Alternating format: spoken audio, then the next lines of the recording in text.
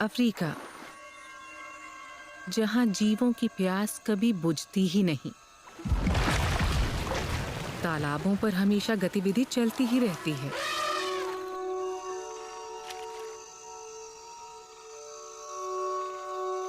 ये हर किसी को आकर्षित करते हैं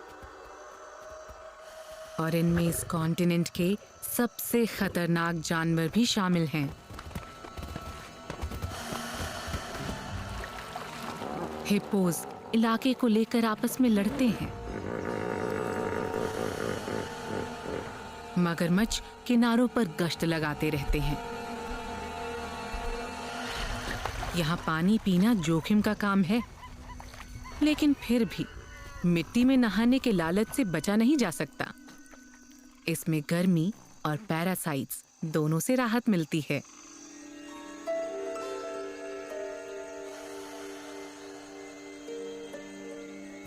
कीचड़ में लौटने के बाद एक वॉर्टहॉग जरा लापरवाह हो जाता है। इसे शेरनी दिखती तो है, लेकिन देर से।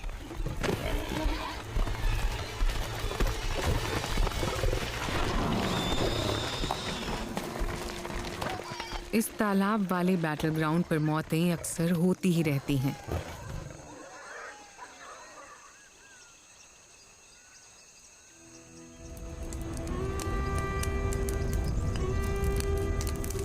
जल्दी ही खुराक का मिलना मुश्किल हो जाता है।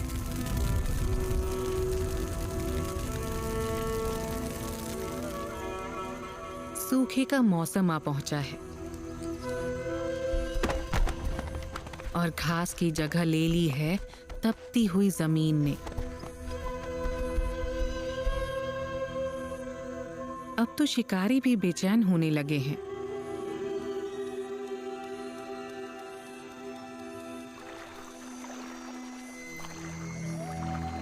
क्रीक की एक सूख चुकी तली में पक्षी बची खुची मछलियों को लेकर लड़ रहे हैं।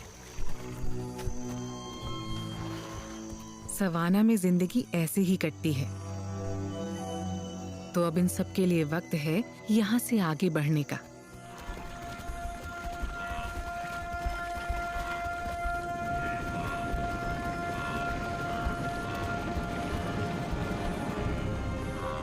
दुनिया के सबसे बड़े जमीनी माइग्रेशन के दौरान 10 लाख से भी ज्यादा विल्ड बीस्ट मसाई मारा के हरे भरे चरागाहों की तरफ बढ़ते हैं और इनके साथ हजारों हिरण और ज़ीब्रा भी हो लेते हैं।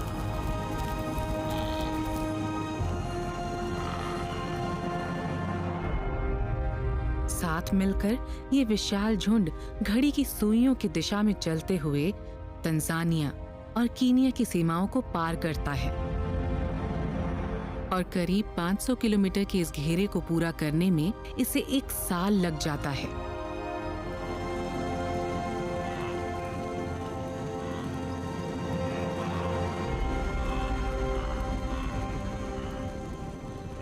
लेकिन अपने सफर के दौरान इन्हें मसाई मारा नदी को पार करना पड़ता है। इनकी ये फौज किनारों पर इकट्ठा हो जाती है। इसके बाद अफ्रीका में सबसे जबरदस्त वाइल्ड लाइफ बैटल होने वाला है।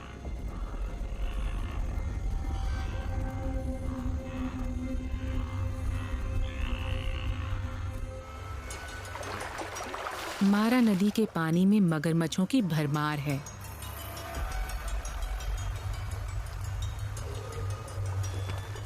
नाइल क्रोकोडाइल्स दुनिया के सबसे बड़े मगरमच्छों में शुमार हैं। इन्होंने कई हफ्तों से कुछ नहीं खाया है और ये इसी पल का इंतजार कर रहे थे।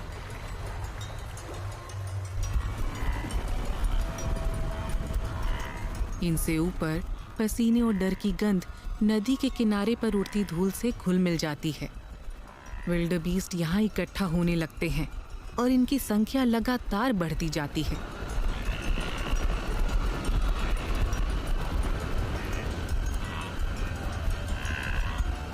आखिर में अब इनके सामने एक ही रास्ता बचता है।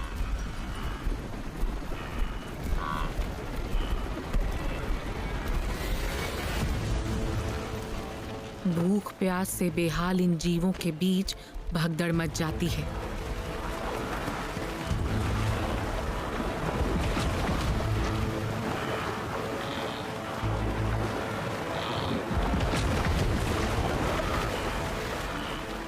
नदी का बहाव तेज है।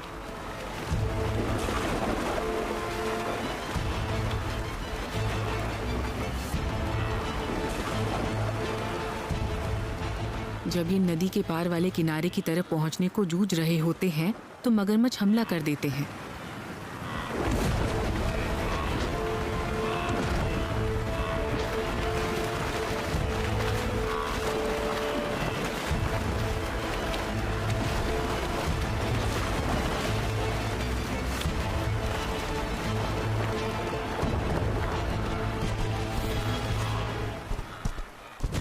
कुछ जीव इन विशाल रेप्टाइल्स के जबड़ों में समाकर खत्म हो जाते हैं, लेकिन बहुत से पानी के बहाव को समझ नहीं पाते। वो भ्रम और थकान की वजह से डूब जाते हैं। और तब स्कैवेंजर्स उनके मांस की दावत उड़ाने आ पहुंचते हैं। ये जीव इस नदी के बैटल ग्राउंड में जान दे बैठे हैं, जहां सिर्फ ताकतवर और किस्मत वाले ही कामयाब होते हैं।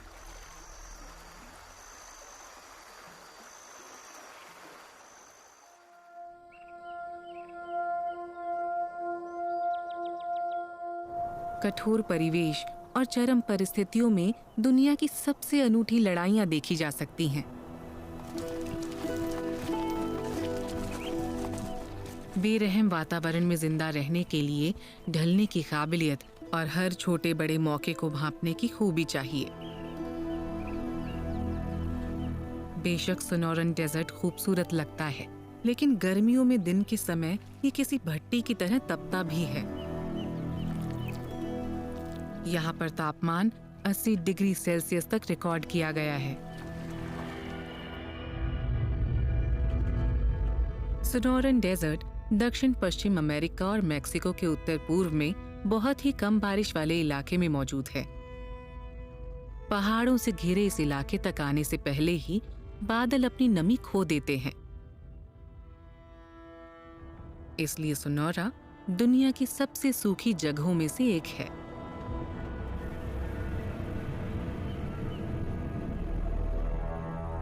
लेकिन फिर भी यहाँ जिंदगी फलती फूलती है। यहाँ का अनोखा वातावरण और इलाका रेगिस्तान में रहने वाले लचीले जीवों के लिए एक इकोसिस्टम को कायम रखता है। और यहाँ कुदरत उन्हें जो कुछ देती है वो इसका पूरा फायदा उठाते हैं।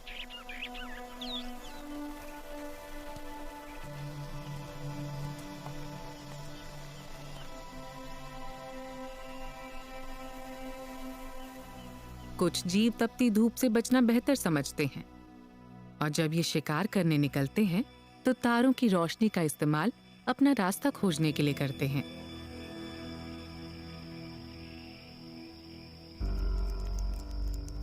एक विंड स्कॉर्पियन रेत में घूम रहा है। शाम की तेज हवा की ही तरह ये भी तेज और खतरनाक शिकारी है।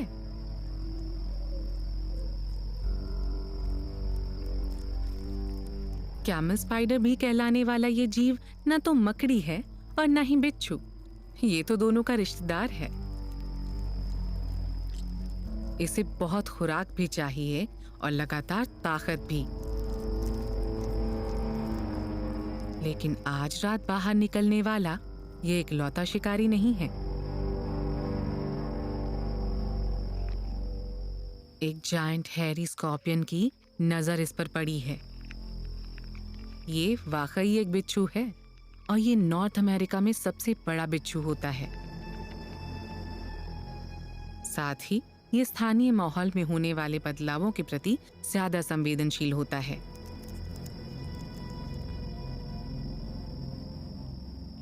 रात की हवा में होने वाली मामूली हलचल को भी इसके शरीर पर मौजूद बालों ने पता लगा लिया है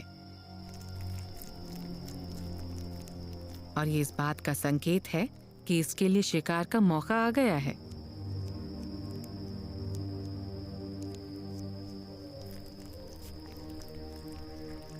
विंड स्कॉर्पियन अपनी भूख मिटाने में लगा हुआ है।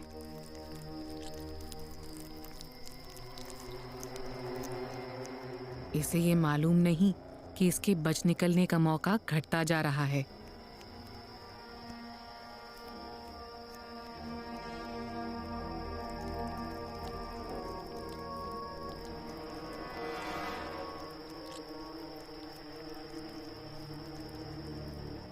और जब इसे खतरे का एहसास होता है तो एक ही रास्ता बचता है, इसे लड़ना होगा।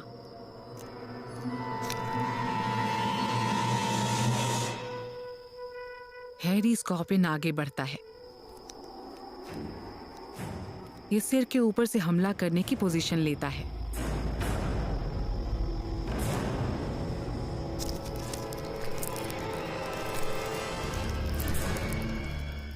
फिर ये लकवा मार देने वाला जहर झोंकता है और उसके बाद विंड स्कॉर्पियन अपने जबड़ों से कहीं बड़े जबड़ों का शिकार बन जाता है।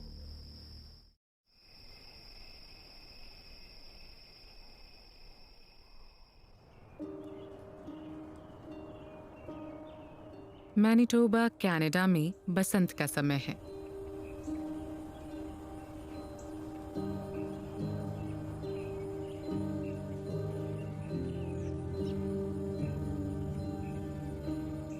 चूने की चट्टानों वाले ये मैदान तपने लगे हैं।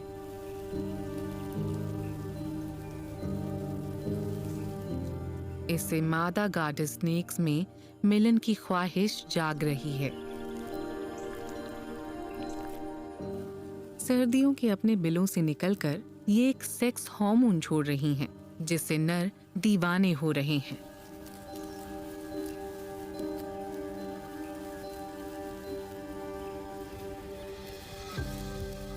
हर नर दूसरे को हटाकर मिलन की पोजीशन हासिल करने की कोशिश में है।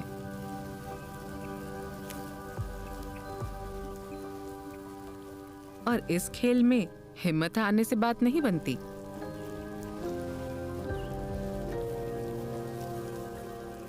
हजारों उम्मीदवार इस सामूहिक कुश्ती में मुकाबला करते रहते हैं। नर 3 हफ्ते तक इस काम में जुटे रहते हैं और ज्यादा से ज्यादा मादाओं के साथ मिलन करने की कोशिश करते हैं। अपना लक्ष्य हासिल करने तक ये न सोएंगे और न कुछ खाएंगे। ये सहन शक्ति का एक जबरदस्त इम्तिहान है और इसकी वजह से इनकी उम्र भी कम हो जाती है। मादाओं के लिए ये काम आसान होता है। फर्टिलाइजेशन के इस खेल में उनके लिए कामयाबी की पूरी गारंटी रहती है। उनके लिए इस खेल में एक दिन की हिस्सेदारी भी काफी है, लेकिन नरों के सामने बड़ी बाधाएं हैं। इस खेल में सिर्फ एक ही विजेता होता है और इसकी कोशिश भी शायद नाकाम ही साबित हो, क्योंकि अक्सर कोई नर ही मादा होने का नाटक कर रहा होता है। इस खेल में देर से शामिल होने वाला कोई नर किसी मादा जैसा फेरोमोन छोड़कर अपना खून गर्म करने के लिए अपने प्रतिद्वंदियों की मदद ले सकता है, जिससे ये इस मुकाबले में ज्यादा कामयाब हो सकता है।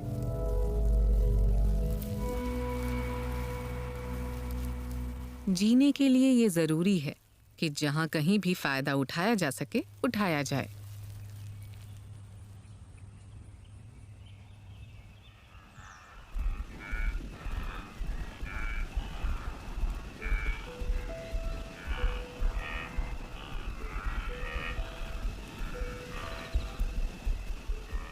जो विल्डरबीस्ट सही सलामत मसाई मारा के हरे भरे चरागाहों में पहुंच पाए थे, उनके लिए मिलन का मौसम खत्म हो गया है।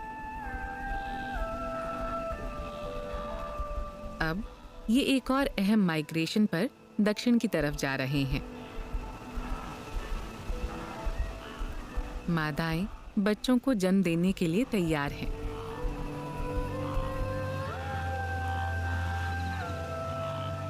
ये सेरेंगेटी के हरे भरे मैदानों की तरफ बढ़ते हैं, चरने वाले अपने साथियों के साथ।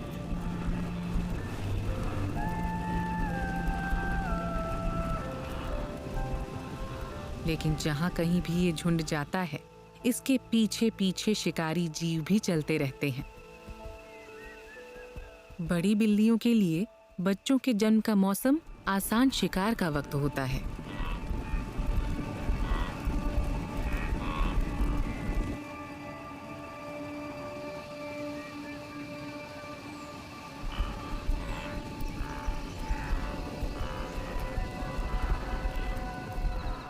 अपनी मंजिल तक पहुंचकर कई मादाएं बच्चों को जन्म देने की अवस्था में आ जाती हैं।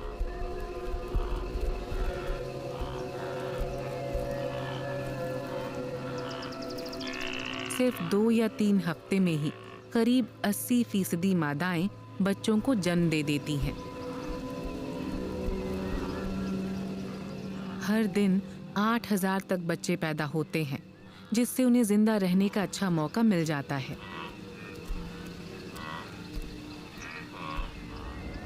क्योंकि बचाव करने में नाकाम इतने सारे जानवरों के होने के कारण शिकारियों को समझ नहीं आता कि किसे खाएं और किसे छोड़ें।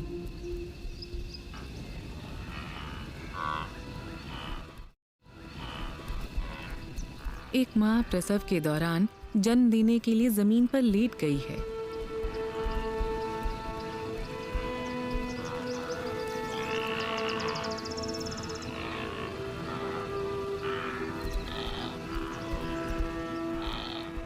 बच्चा अभी आधा ही बाहर आया है और झुंड इस माँ से दूर जाने लगता है।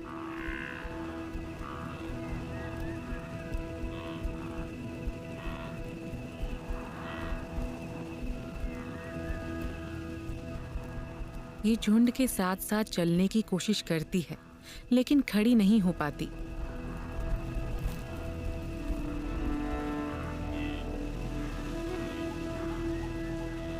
जब तक बच्चा पूरी तरह बाहर नहीं आ जाता, ये अकेली और खतरे से घिरी ही रहेगी।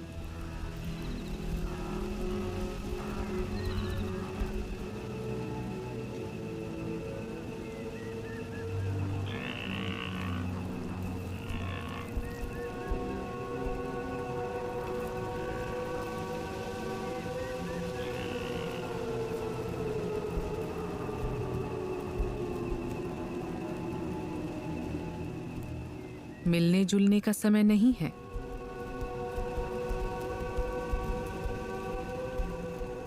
इससे पहले कि इनकी जान खतरे में पड़ जाए, इन्हें झुंड की तरफ लौटना होगा, जहां ये सुरक्षित रह सकते हैं।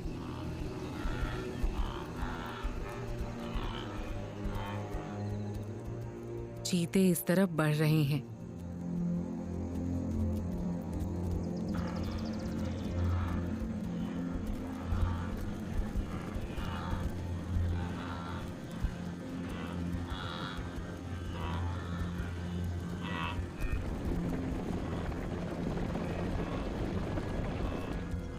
एक वयस्कों का ध्यान भटकाता है।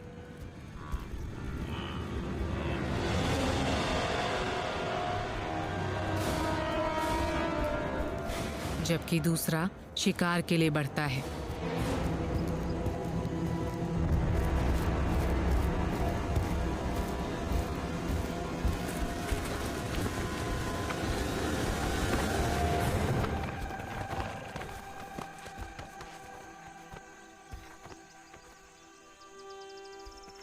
सवाना में लेन देन का सिलसिला चलता रहता है। एक और बच्चे को मारकर चीते उसे खा रहे हैं। इस बीच इस मां को बच निकलने का मौका मिल जाता है।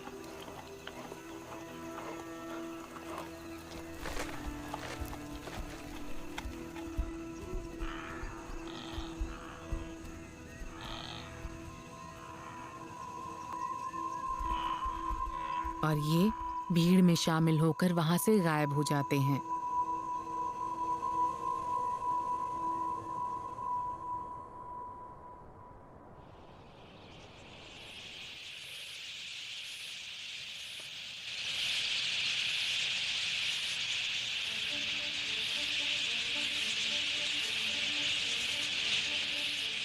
संख्या सुरक्षा देती है और कई जानवरों के लिए ये अपनी जान बचाने की एक तरकीब है। ये छोटे पैराकीट प्रजाति के पंछी दुनिया के सबसे मिलनसार पक्षियों में शामिल हैं। बजरीगार्स बड़े बड़े झुंडों में इकट्ठे होते हैं और इन झुंडों में इनकी संख्या सैकड़ों या हजारों में हो सकती है।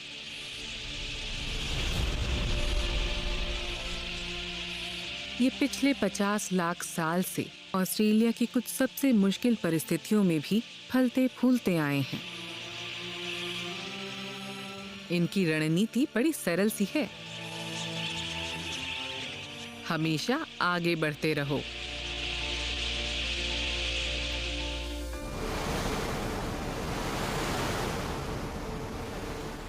ये मौका परस ब्रीडर हैं। ये बारिश के साथ साथ चलते हैं और जब बाढ़ आती है तो इनकी संख्या भी बढ़ती जाती है।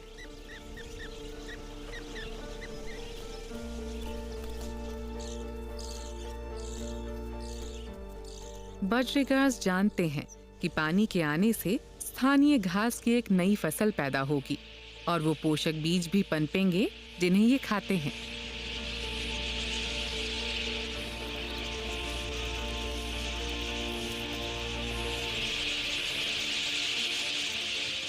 लेकिन बहुतायत के दौर में भी ये एक जगह टिके नहीं रह सकते, क्योंकि जहां बजरीगर्स होते हैं वहां शिकारी पक्षी भी होते हैं।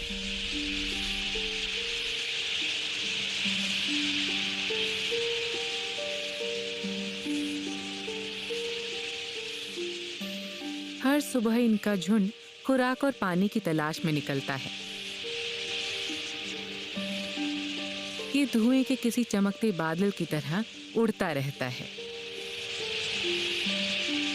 ये बचाव की एक जबरदस्त तरकीब है और इसके जरिए ये शिकारी पक्षियों को भ्रमित करते हैं और उनसे बचते हैं।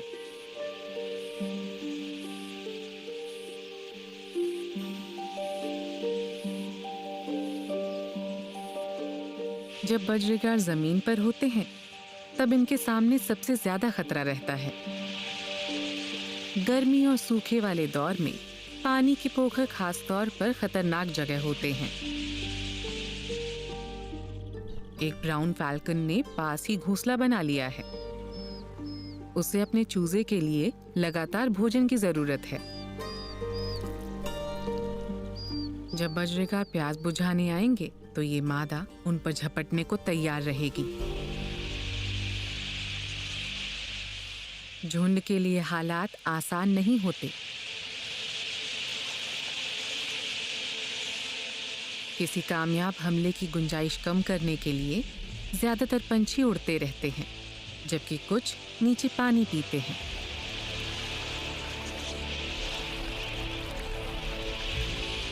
इससे शिकारी पक्षी की पैनी नजर भी धोखा खा जाती है।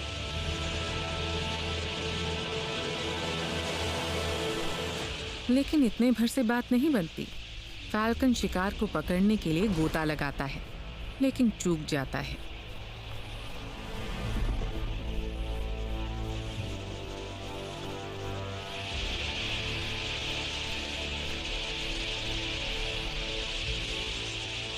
एक 1000 से ज्यादा पंछी अलग अलग दिशाओं में उड़ते रहते हैं, लेकिन इनमें कभी कोई टक्कर नहीं होती।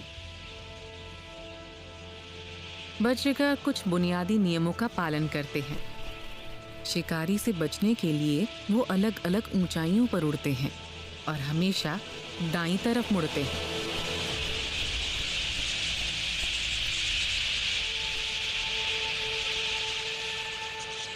ये पानी की सतह पर एक पल से ज्यादा नहीं ठहरते।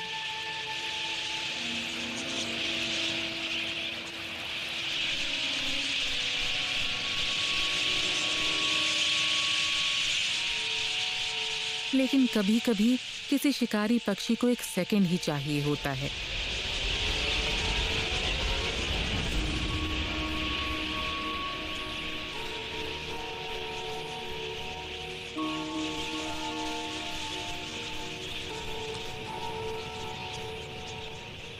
और इस बार कामयाबी मिल जाती है।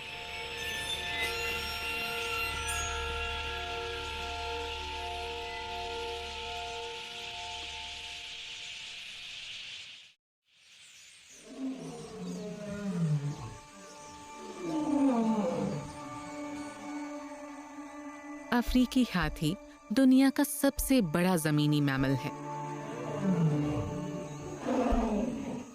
किसी गर्म और सूखे इलाके में ये लगातार खुद को ठंडा रखने के लिए जूझता रहता है। अपने बड़े आकार, मोटी खाल और सरफेस एरिया कम होने के कारण इसके लिए गर्मी से बचना मुश्किल होता है। बड़े कानों से मदद मिलती है, लेकिन हर हाथी अपनी प्यास बुझाने के लिए रोजाना सैकड़ों लीटर पानी पी सकता है। और इस तालाब का पानी अब भाप बनकर उड़ चुका है।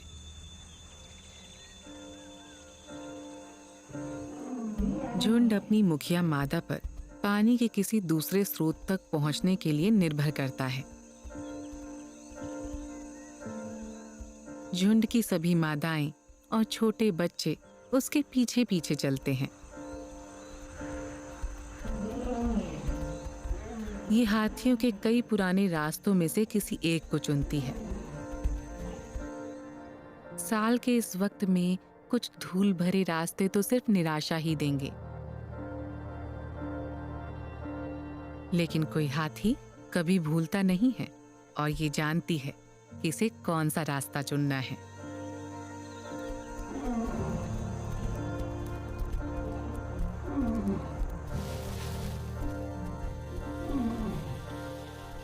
एक छोटे बच्चे के लिए पानी तक पहुंचने के लंबे रास्ते को तय करना मुश्किल होता है, पर इनका ये सफर इनके परिवेश के लिए बड़ा फायदेमंद साबित होता है।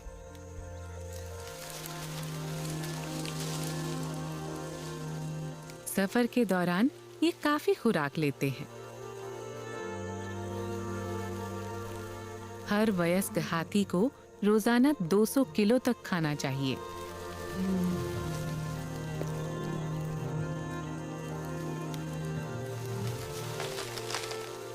ये बड़े पेड़ों को गिराते हैं, जिससे नई घास को उगने के लिए जगह और धूप मिलती है।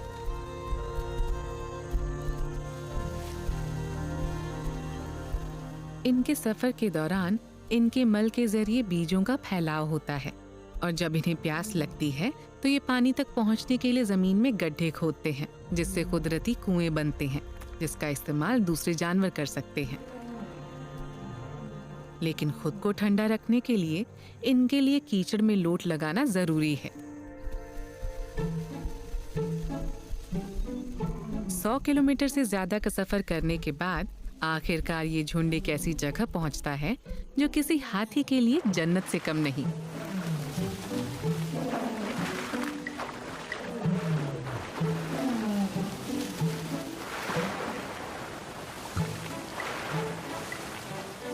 इसे आप एक वाटर फेस्टिवल कह सकते हैं, और बच्चों की खुशी का तो कोई ठिकाना ही नहीं।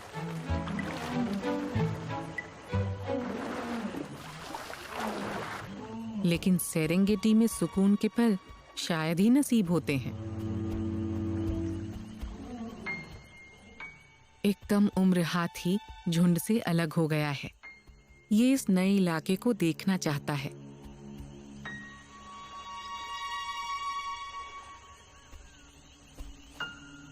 और खुद पर ठंडी भीगी मिट्टी की बौछार करना चाहता है। लेकिन इसे खतरों का कोई अंदाजा नहीं है।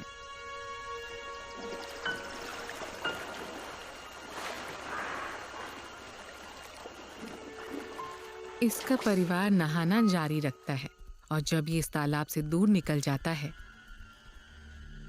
तो ये शेरों के एक झुंड की नजर में आ जाता है।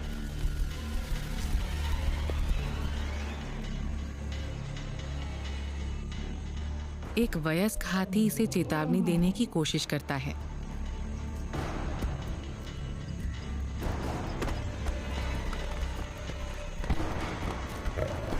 लेकिन इसे बचाने के लिहाज से अब देर हो चुकी है।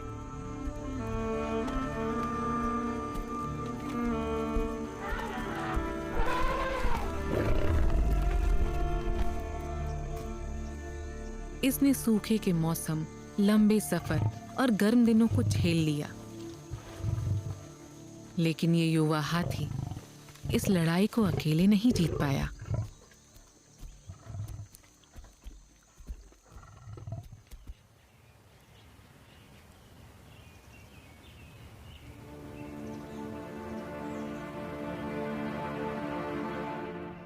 एरिज़ोना में गर्मियों का मौसम चींटियों के लिए एक व्यस्त समय होता है।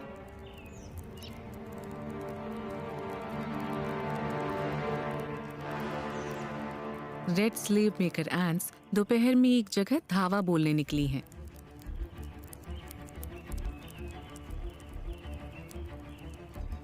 चींटियां पास ही मौजूद एक कॉलोनी की तरफ दौड़ी जा रही हैं।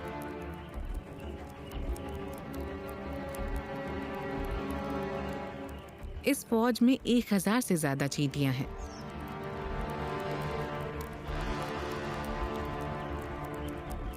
ब्लैक फॉर्माइका एंट्स अपने घोंसले के प्रवेश द्वार पर पहरा दे रही हैं। बेशक ये दुश्मन से लड़ती हैं, लेकिन ये इसे जीत नहीं पाती।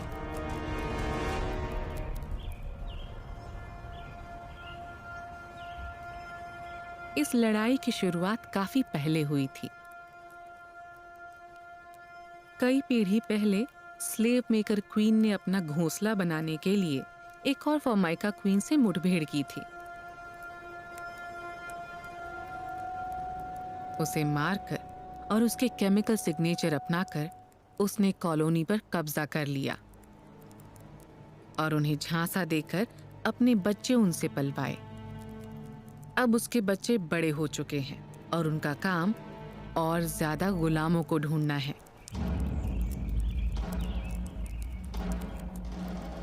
हमलावर चींटियां फॉर्माइका के बिल में घुसते वक्त एक ऐसा पदार्थ छोड़ती हैं जिससे अफरा तफरी मच जाती है। ये एक अलार्म सिग्नल भी है और केमिकल हथियार भी, और इसे इन्होंने बनाया है हमलावरों के खिलाफ आक्रामकता को घटाने के लिए। ये बड़े अनोखे ढंग से काम करता है। रेड एंट्स कॉलोनी के बच्चों को यहां से हटाना शुरू कर देती हैं।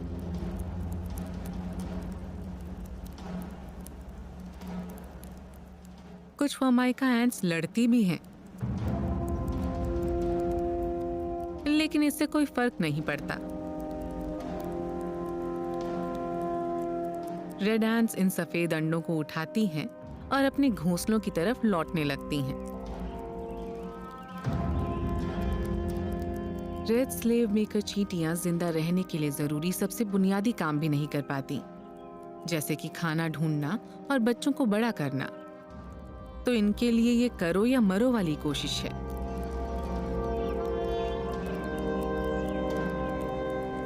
इधर रेडर्स के अपने घोंसले में वयस्क फॉर्माइका एंट्स पहले ही बड़ी संख्या में मौजूद हैं।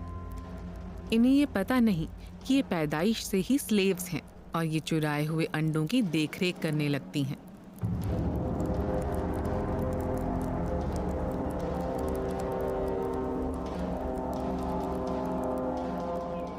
ये बढ़ती कॉलोनी के लिए शिकार करती हैं।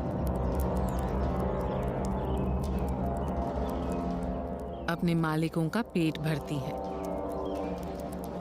और उनकी देखरेख करती हैं। जब प्यूपे वयस्क बन जाते हैं तो उन पर भी अपना केमिकल छोड़कर ये उन्हें नई कॉलोनी में शामिल कर लेंगी। ये तो भविष्य में होने वाली रेड्स में भी हिस्सा लेंगी।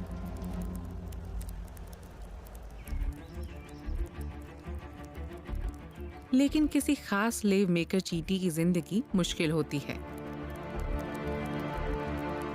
हर गर्मियों में उन्हें करीब 6000 प्यूपे को पकड़ना होता है ताकि वो अपनी मैच्योर कॉलोनी को कायम रख सकें, वरना वो खुद भी खत्म हो जाएंगी।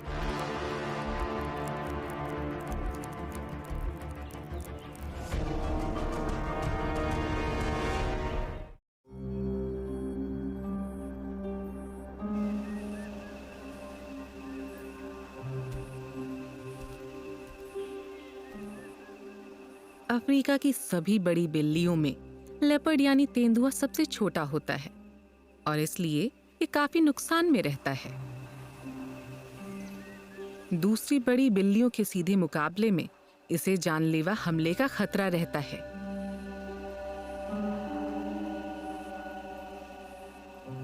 इसलिए लेपर्ड छिपकर रहता है।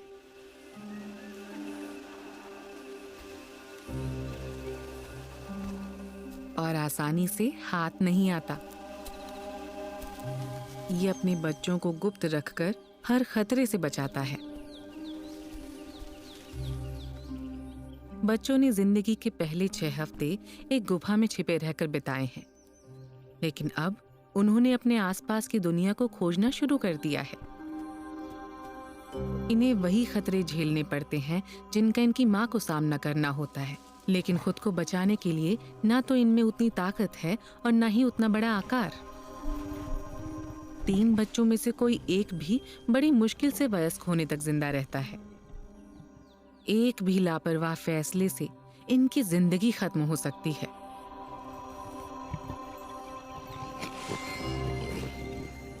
लेकिन इस माँ के बच्चे जैसे जैसे बड़े होते जाएंगे, माँ को उतना ज्यादा शिकार करना होगा, लिहाजा इसे जोखिम भी उठाने होंगे।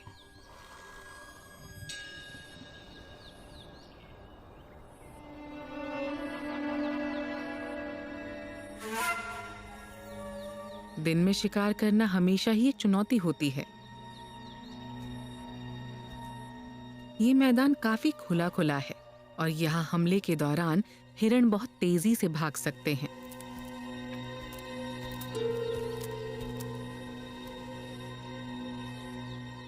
पर इसके पास एक योजना है। नदी की सूखी तली को कवर के तौर पर इस्तेमाल करते हुए ये झुंड के बीच तक पहुंच जाती है। इसे अपने निशाने के काफी करीब जाना होगा, लगभग 5 मीटर तक।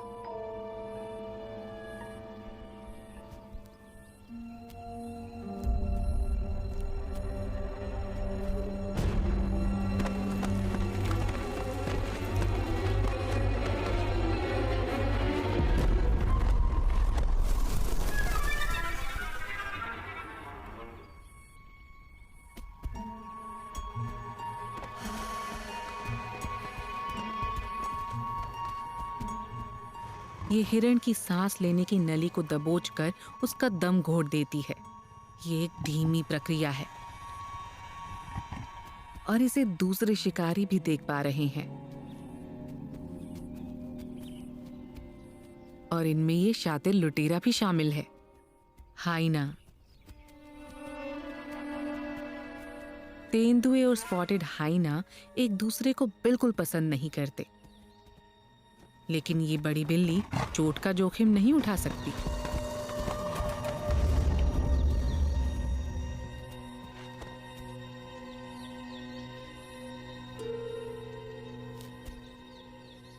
तो सिर्फ एक निवाला लेने से पहले ही इसका शिकार छीन लिया जाता है।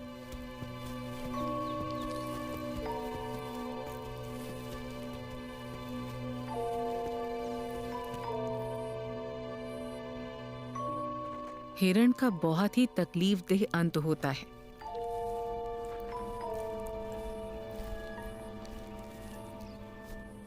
और इस तेंदुए का परिवार भी भूखा रह जाता है। ऐसे लुटेरे मांसाहारी जीवों के कारण बहुत से बच्चे भूख से मर जाते हैं। ये खाली हाथ घर लौट रही है, लेकिन बच्चे फिलहाल सुरक्षित और सही सलामत हैं। अब इसे रात के अंधेरे में फिर से कोशिश करनी होगी।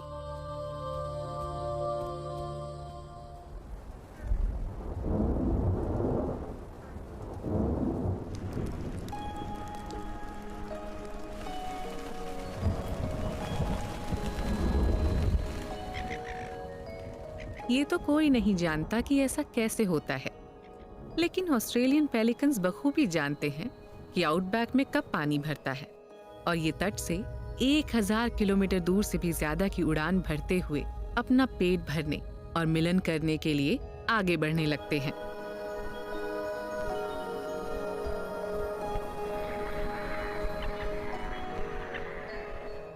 भारी बारिश की वजह से बाढ़ वाले मैदानों की शक्ल बदल गई है।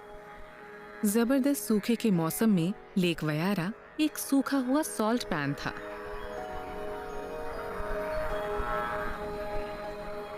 लेकिन अब यहाँ एक विशाल खारे पानी की झील बन गई है।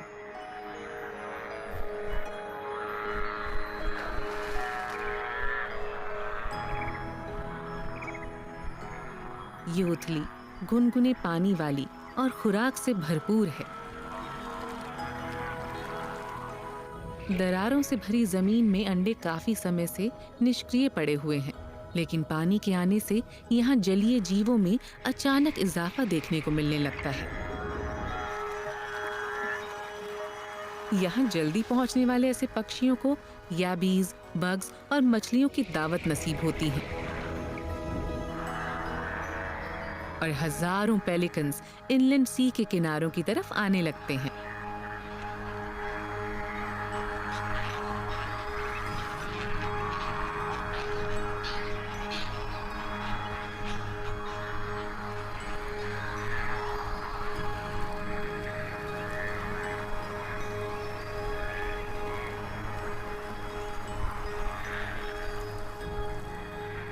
यहाँ और लाखों समुद्री पक्षी भी मौजूद हैं।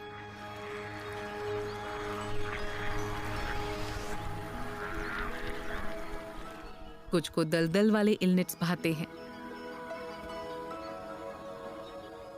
जहाँ घोंसले बनाने के लिए पेड़ हैं। ये जगह शिकारियों से भी सुरक्षित है और मछलियों को लेकर यहाँ मुकाबला भी कम है।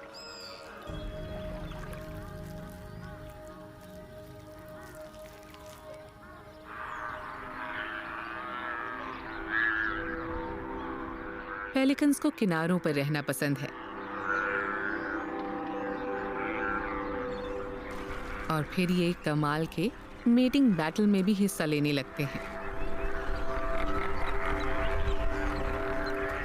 पेलिकन्स एक मौसम में एक साथी से संबंध बनाते हैं, तो अब नर को किसी मादा का दिल जीतना होगा। ये अपनी खुली चोंच को हिलाकर दूसरों को धमकी देते हैं और मादा का ध्यान अपनी तरफ खींचने के लिए हवा में घास के टुकड़े उड़ाते हैं।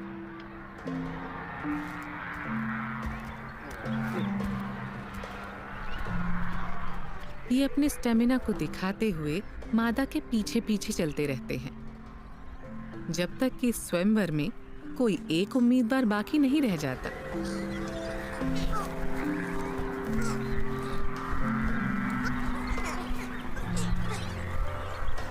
झील के किनारों पर रेत और झाड़ झंखाड़ से बने मामूली से घोंसलों में 30,000 तक अंडे दिए जाते हैं।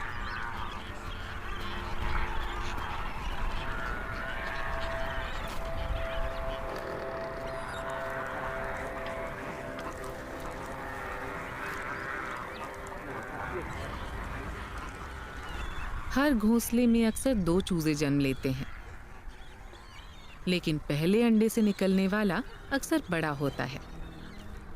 ये ज्यादा खाता है और जिंदा रहने के लिए अपने भाई या बहन को भी मार सकता है।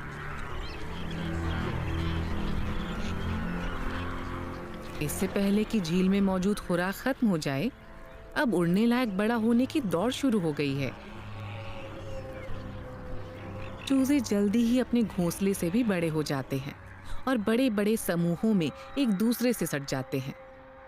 ऐसी हर नर्सरी में बच्चों की तादाद 100 तक हो सकती है। ऐसे में ये दूसरे मौका पर शिकारियों की शिकारगाह बन जाते हैं। कौओं का ये झुंड पास से ही इन पर नजर रखे हुए है। ये मरे हुए चूजों को खाने लगते हैं और ये कमजोर चूजों के लालच में भी यहाँ आए हैं।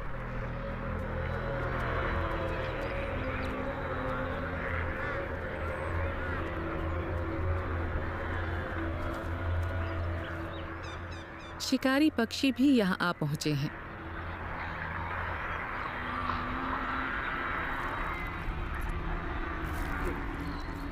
लेकिन इनकी असली लड़ाई इनके परिवेश से है, क्योंकि प्रजनन के इस दौर के बाद मुश्किल भरा सूखे का मौसम भी आएगा।